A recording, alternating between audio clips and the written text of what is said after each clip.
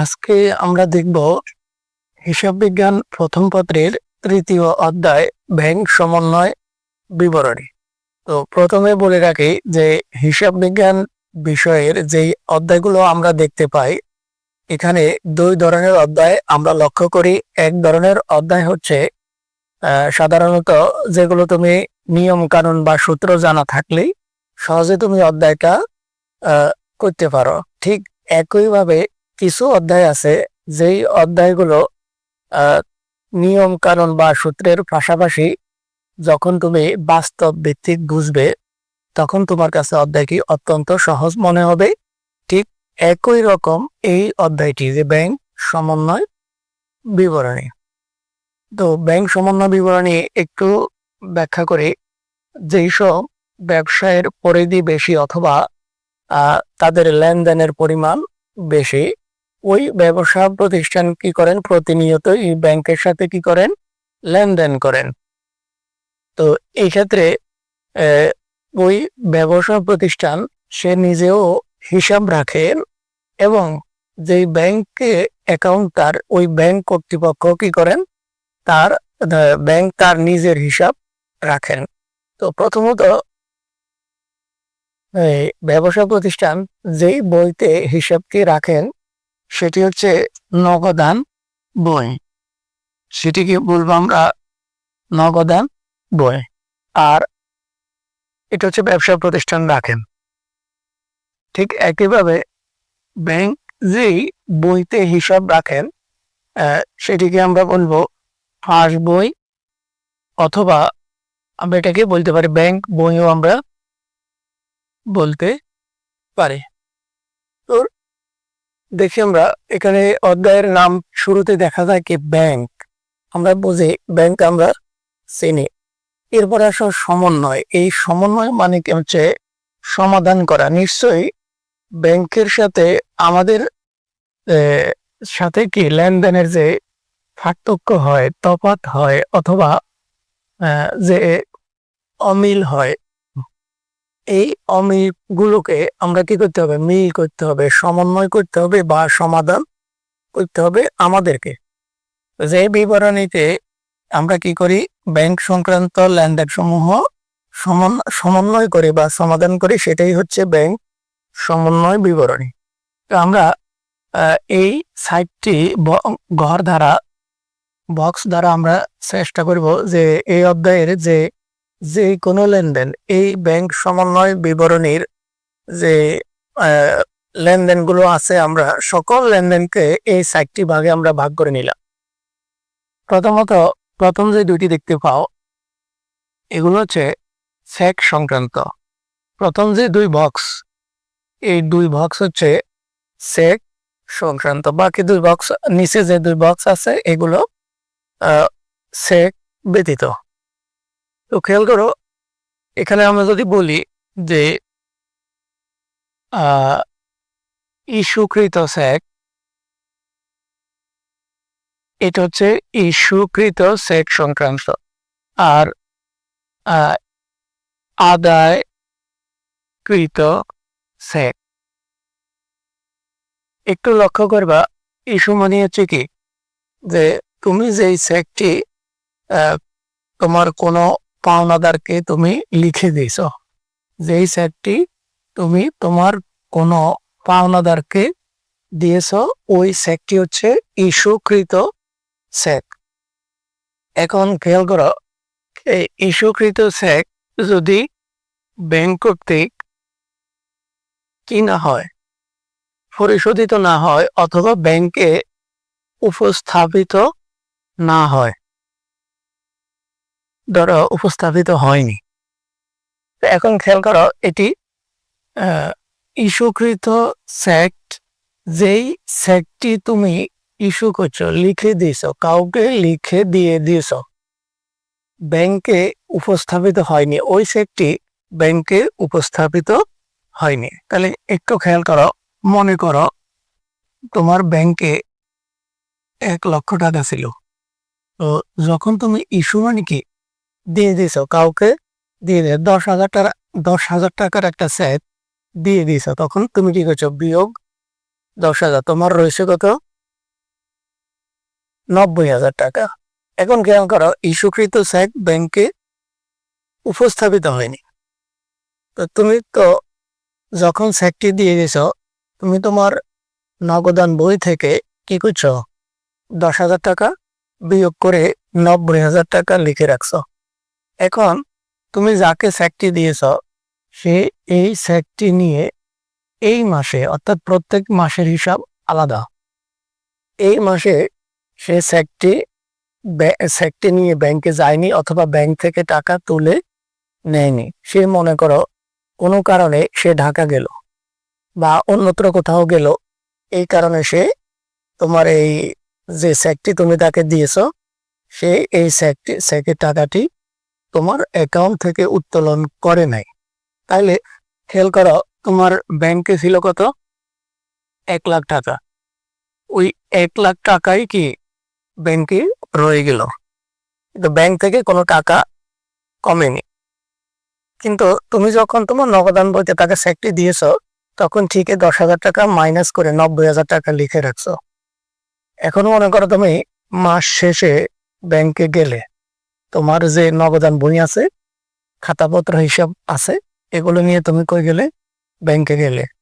তো তুমি যদি ব্যাংক ম্যানেজারকে জিজ্ঞেস করো যে আমার অ্যাকাউন্টে কত টাকা আছে, তিনি তোমাকে উত্তর দিবে যে আপনার অ্যাকাউন্টে 1 লক্ষ টাকাই আছে। কিন্তু তুমি তোমার নগদান বই বের করে দেখবে যে তোমার বইতে লেখা আছে 90,000 টাকা।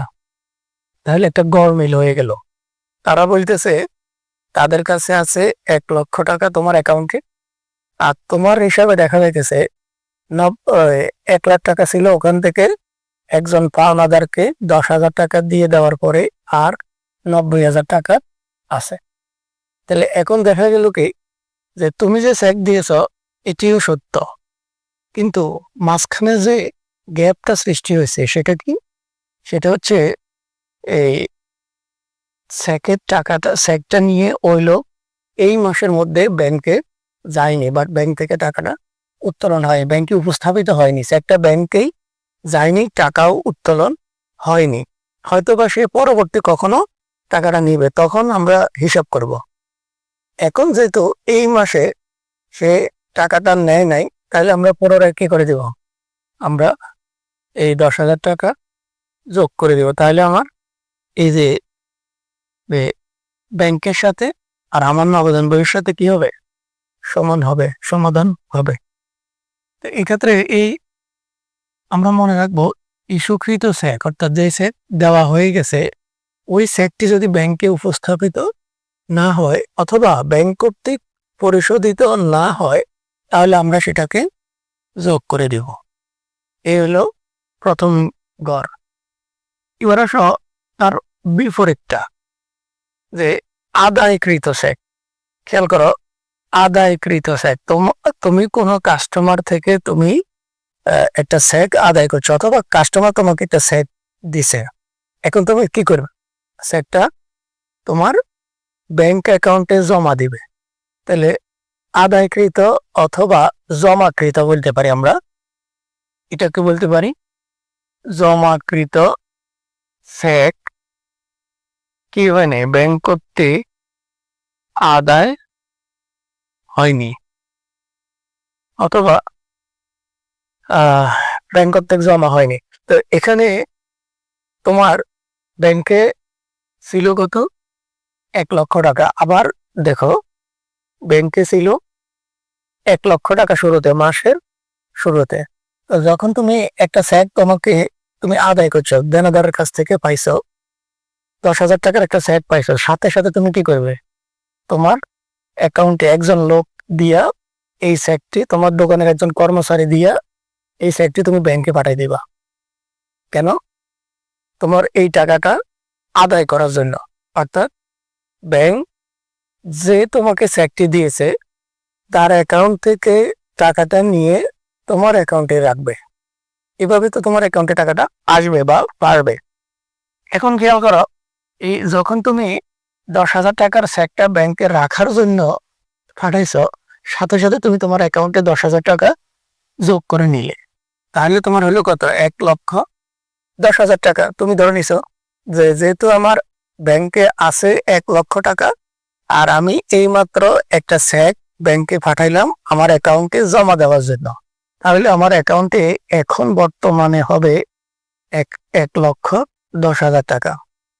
এখন মাস শেষ হইল, মাস শেষ হওয়ার পরে যখন তুমি আবারও ব্যাংকে গেলে তোমার কাগজপত্র, হিসাবের কাগজপত্র নিয়ে, তুমি যদি ম্যানেজারকে প্রশ্ন করো যে আমার অ্যাকাউন্টে কত টাকা আছে, ম্যানেজার উত্তর দিল যে আপনার অ্যাকাউন্টে 1,00,000 টাকাই আছে, তাহলে তুমি প্রশ্ন করবে যে আমি যে একটা চেক পাঠাইলাম জমা দেওয়ার জন্য, তাহলে ওই চেকটি কি জমা হয়নি? তাহলে ম্যানেজার উত্তর দিল কি যে ওই চেকটি ব্যাংক কর্তৃক আদায় হয়নি, ব্যাংক কর্তৃক আদায় হয়নি।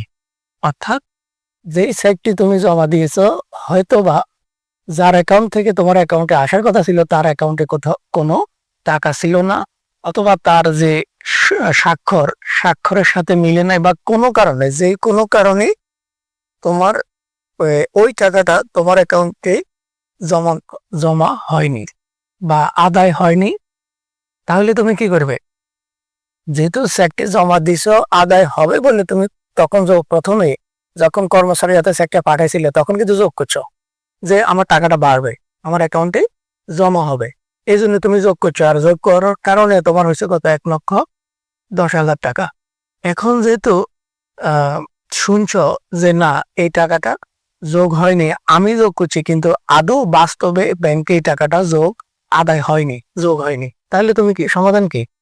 সমাধান হচ্ছে ওই 10,000 টাকা যখন মাইনাস করে দিবে তখন কত হবে, 1,00,000 টাকা হবে সমান, ব্যাংকের ব্যালেন্স হবে 1,00,000 টাকা, তোমার ব্যালেন্সও হবে 1,00,000 টাকা। আমি আবারও একটু সময় নিই, প্রথম দুইটা সংক্ষেপে আবার বলি, কারণ হচ্ছে এই 60টা ঘর যদি তুমি বুঝো, এই দুটো সহজ, নিচের দুইটা একেবারে সহজ, উপরের এই দুইটাই সমস্যা করে। এই দুইটা যদি একবার ভালো করে বুঝতে পারো তোমার এই অধ্যায়টা একবারে সহজ হয়ে যাবে, এবং ক এবং গ এর জন্য কাজে লাগবে। অর্থাৎ সৃজনশীল প্রশ্নে অন্যগুলো এটার উপরে ভিত্তি করে তুমি উত্তর দিতে পারবে। তাহলে আমি আরেকবার রিভাইজ করি যে প্রথম দুই বক্স হচ্ছে আমার চেক সংক্রান্ত, হয় চেক আমি পাইছি নতুবা চেক আমি দিছি এই সংক্রান্ত। তো প্রথমটা আমরা বলছি যে ইস্যুকৃত চেক। ইস্যুকৃত চেক মানে হচ্ছে যে চেক আমি কাউকে দিছি। তো যখন আমরা দিই তখন আমরা কি করি, আমার নগদান, আমার কাছে যে হিসাবের একটা বই থাকে নগদান বই, ওখান থেকে মাইনাস করে দিই। কিন্তু মাস শেষে যখন শুনি যে না আসলে টাকাটা দেওয়া হয়েছে, চেকটা যে দেওয়া হয়েছে, আসলে চেকের টাকাটা কিন্তু ব্যাংক থেকে যায় নাই, কারণ ওই লোক উপস্থাপন হয় নাই, করে নাই, অর্থাৎ সে এই চেক নিয়ে ব্যাংকে উপস্থিত হয় নাই বা ব্যাংক থেকে টাকাটা নেয় নাই এই মাসে। তখন আমরা কি করি যে আমি তো জানি না যে সে নিবে কি নিবে না, যখন তাকে আমি চেক দিয়েছি আমি তো তখন মাইনাস করেছি, কিন্তু এখন যখন আমি মাস শেষে শুনবো যে সেই টাকাটা নেয় নাই, তাহলে তো আমি কি মনে মনে অনেকটা খুশি হয়ে যাব যে ভালো হয়েছে, সে করে আরো পরে নেক, যত দেরিতে নেবে আমার জন্য ভালো, আমার অ্যাকাউন্টে টাকাটা আছে। আর এই খুশি হওয়া মানে হচ্ছে যোগ, আমরা যোগ করে দিব। আর এই বক্সের কথা ছিল আদায়কৃত বা জমাকৃত। আর আমাদের কোনো দেনাদার আমাদেরকে কি করলো, একটা চেক দিল বা আমরা তার থেকে একটা চেক আদায় করে নিলাম। তো যখনই আমি এই চেকটা কি করি, একজন লোকের মাধ্যমে আমি ব্যাংকে পাঠাই আমার অ্যাকাউন্টে জমা দেওয়ার জন্য, তো তখন আমি ভাবতেছি কি যে টাকাটা আমার অ্যাকাউন্টে যোগ হয়েছে বা আদায় হইব বলে আমি পাঠাইছি, তাহলে আমি কি করছি, আমি টাকাটা যোগ করছি। কিন্তু মাস শেষে যখন আমি ব্যাংকে একসাথে হই, ম্যানেজার সাথে একসাথে হই, তো তখন তারা বলে যে টাকাটা আদায় হয় নাই বা টাকাটা বাড়ে নাই, তাহলে আমি মন খারাপ করি স্বাভাবিকভাবে যে আমি চেকটা পাইছি এবং জমা দিছি আমার অ্যাকাউন্টে টাকা বাড়ার জন্য, কিন্তু ম্যানেজার বলতেছে এই চেকের টাকা আদায় করা ওনার পক্ষে সম্ভব হয় নাই, তার মানে ও আদায় করতে পারে নাই, আমার অ্যাকাউন্টে জমা দিবে কিভাবে? তার মানে কি আমার কিছুটা মন খারাপ থাকবে, আর মন খারাপ মানে কি বিয়োগ, মাইনাস হবে। এটি কি, এটি বিয়োগের ক্ষেত্রে। ব্যাংকের যে তুমি ব্যাংক সমন্বয় বিবরণী করবা যে একটা পাতায়, সেটা একেবারে যোগ আর বিয়োগ আর কিছু না। যোগের গুলো উপরে লিখবো আমরা, বিয়োগের গুলো নিচে লিখবো। তাহলে এই সংক্রান্ত সেক গুলো আমরা উপরে যোগ করব, আর এই সংক্রান্ত সেক গুলো আমরা নিচে বিয়োগ করবো। একেবারে সহজ। এবার আসো এই দুটা একেবারে সহজ, এটা না বললে হয় এরকম। খেয়াল করো, এই সেক ব্যতীত অন্য যে কোনো কারণে ব্যাংকে বাড়ছে, তুমিও বাড়াইবা। খেয়াল করো, ব্যাংকে ছিল কত? 1,00,000 টাকা। তো তোমার ব্যাংক সুদ মঞ্জুর করলো। হ্যাঁ, ব্যাংক কি করলো? ব্যাংক সুদ মঞ্জুর করলো 200 টাকা, 2,000 টাকা মনে করো। এই ক্ষেত্রে ব্যাংক যখন সুদ মঞ্জুর করে, অর্থাৎ কি ব্যাংক তোমাকে সুদ দিছে, তো তোমার দোকানে তো আনে দিয়ে যাবে না, তাদের অতটুকু দায়িত্ব না। তারা তোমার অ্যাকাউন্টে যে টাকা আছে ওটার সাথে যোগ করে দিবে। তো তোমার অ্যাকাউন্টে আসলে কত? 1,00,000 টাকা। আর তারা যখন তোমাকে সুদ দিছে 2,000 টাকা যোগ করে দিছে, তখন তোমার অ্যাকাউন্টে কত হয়ে গেল? 1,02,000 টাকায় 2,000 টাকা তারা যোগ করে দিল। এটা কিন্তু তুমি জানো না, এটা কিন্তু তুমি জানো না। তো যখন মাস শেষে তুমি ব্যাংকে যাবে, ব্যাংকে গিয়ে বলবে যে আমার নগদান বইতে লেখা আছে 1,00,000 টাকা, আর আমার ব্যালেন্সে কত আছে, ব্যাংকের যে অ্যাকাউন্ট ওখানে কত আছে, তখন ব্যাংক কি বলবে? ব্যাংক বলবে আপনার 1,02,000 টাকা আছে। তাহলে কিন্তু আমার নগদান বইতে হচ্ছে 1,00,000 টাকা, আর ব্যাংকের অ্যাকাউন্টে আছে 1,02,000 টাকা। এখন তো অমিল দেখা যায়, 2,000 টাকার গড় মিল দেখা যায়। এখন সমাধান কি? আমি কি বলবো যে তো 2,000 টাকা মাইনাস করে দেন? না, কখনোই না। আমরা কি করব? ব্যাংকে যদি কোনো কারণে বাড়ে, আমরাও বাড়াবো।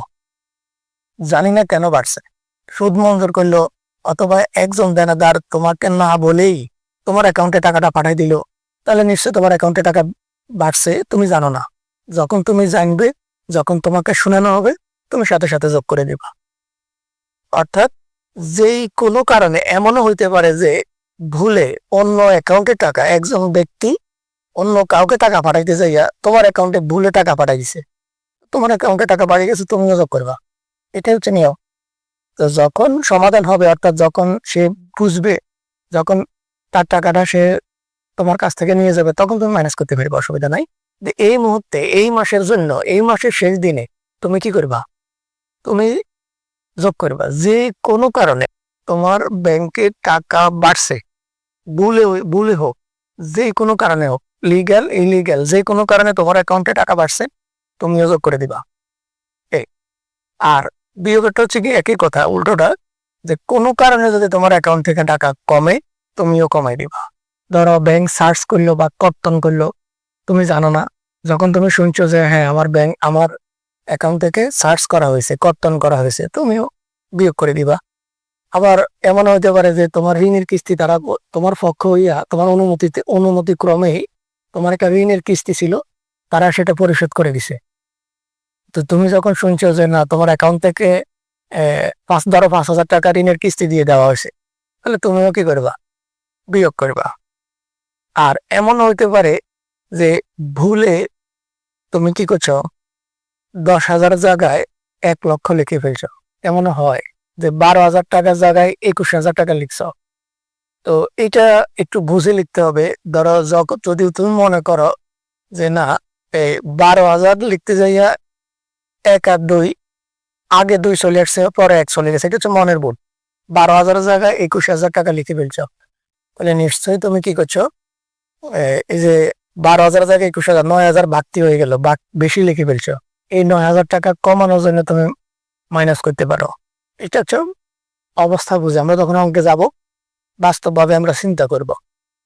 এই হলো আমার এই ব্যাংক সমন্বয় বিবরণীর যে চিত্র, 4টি বক্স দ্বারা আমরা বোঝার চেষ্টা করছি। আমরা পরবর্তীতে সরাসরি সৃজনশীল অঙ্কগুলো দেখব।